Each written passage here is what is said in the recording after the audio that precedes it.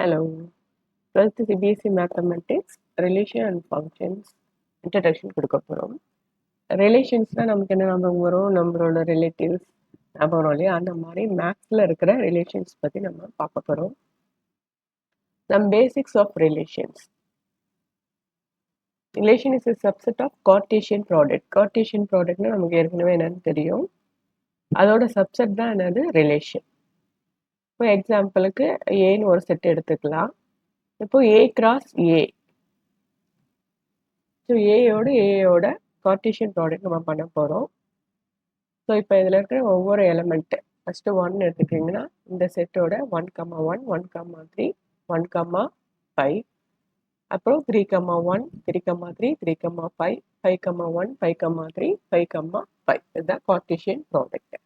So இதில் இருக்கிற ஒரு சப்செட் தான் என்னது? ரிலேஷன்.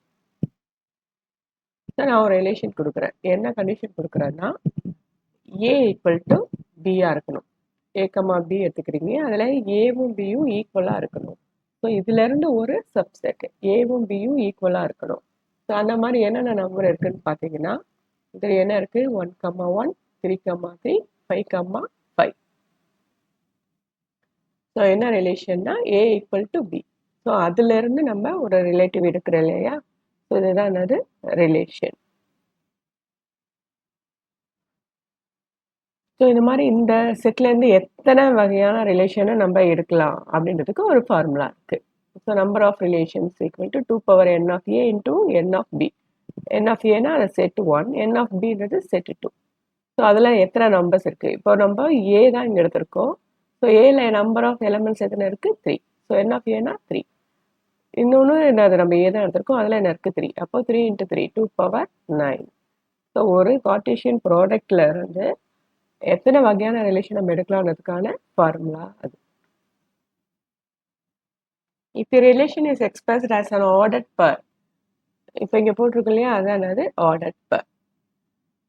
ஸோ அதில் இந்த set of all first elements first இருக்கிற எலமெண்ட்டு இப்போ 1 3 5 அதுதான் வந்து டொமைன். அந்த set of all second elements are called range. So ஒரு எக்ஸாம்பிள் இங்கே எடுத்துக்கலாம். ஒரு ரிலேஷன் நான் கொடுத்துருக்கேன். Light RB 2,4 2,6 3,9 3,12. ஸோ டொமைன் வந்து 2 and 3, ரேஞ்ச் வந்து 4 6 9 12.